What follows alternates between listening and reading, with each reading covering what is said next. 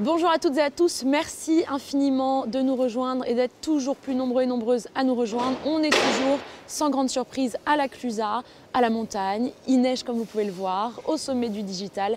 Et j'ai l'immense plaisir d'avoir à mes côtés Philippe Licontrine. Bonjour Philippe. Bonjour Laura. Allez, on va monter les marches. Et ma première question, pendant qu'on monte les marches, c'est qu'est-ce que c'est WePro ? Alors, Et qu'est-ce que vous faites chez WePro d'ailleurs? J'ai pas dit votre titre. très bien. Alors, chez WePro, donc moi je suis le directeur général de WePro en France.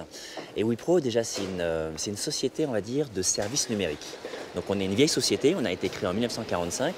On a la particularité d'être un groupe indien, dont le siège est à Bangalore, mais on opère dans 57 pays. Et globalement, voilà, c'est un grand groupe qui a une histoire, qui a fait pas mal de choses. C'était un groupe industriel, mais qui s'est focalisé sur le digital, sur les services numériques depuis les années 80. Et en France, vous êtes combien?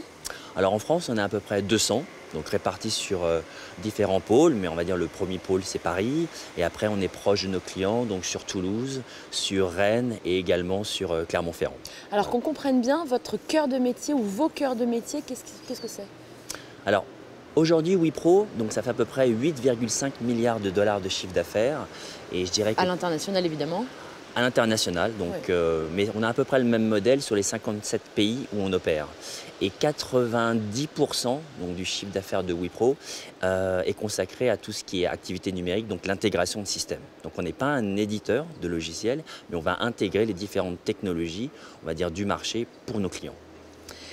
WePro en chiffres, ça donne quoi? On en a eu quelques-uns, 8,5 milliards, 57 pays. Est-ce qu'il y en a d'autres à partager? Oui, il y a quand même un chiffre qui est important. On est dans une activité de service, donc c'est une activité donc, de people. On est 175 000 dans le monde. Oui, donc c'est une très grosse société de services informatiques. Alors quels sont les axes stratégiques de développement en France plus particulièrement? Alors en France, on applique globalement la même stratégie que WePro applique globalement sur ses marchés, à savoir que c'est la transformation digitale et surtout la transformation digitale des clients qui drive un petit peu notre activité. Donc les axes stratégiques, ça va être d'accélérer la transformation digitale de nos clients sur quasiment tous les secteurs. Aujourd'hui, on couvre en France les secteurs de l'industrie, le secteur des services, les secteurs de l'énergie, les secteurs bancaires, quasiment à peu près de la même façon en termes de déploiement, on va dire, des services qu'on va faire pour nos clients. Alors WePro, vous venez de le dire, est présent sur de nombreux secteurs, notamment en France. Quels secteurs représentent selon vous les plus belles opportunités de développement?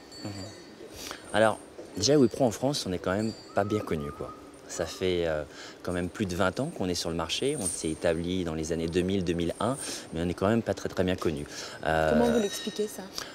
On a un modèle en fait opérationnel qui est basé sur nos structures globales. C'est-à-dire que les projets qu'on réalise sont forcément des projets qu'on réalise de façon globale. Donc vous allez avoir des équipes, on va dire, près de nos clients qui vont représenter peut-être les personnes qui vont interagir avec le client pour la compréhension des besoins, qui vont apporter la connaissance métier. Mais notre métier d'intégrateur technologique, le savoir-faire technique, il est très souvent délivré depuis d'autres pays. Depuis les États-Unis, depuis l'Europe continentale, depuis l'Inde, depuis l'Asie-Pacifique. Donc on a un modèle, on va dire, opérationnel qui va impliquer que nos clients doivent aussi se mettre dans ce modèle et doivent apprendre à travailler avec nous sur différentes localisations. Et c'est un challenge pour certains clients français qui ont, on va dire, une façon de travailler qui est beaucoup plus locale et où toutes les ressources doivent être localisées au même endroit. Donc c'est un petit peu ça qui fait qu'on ne peut pas travailler avec tous les clients. Eh bien, ce sera le mot de la fin. Merci beaucoup Philippe. Merci beaucoup Laura. Restez avec nous, on se retrouve d'ici quelques minutes pour un nouveau live.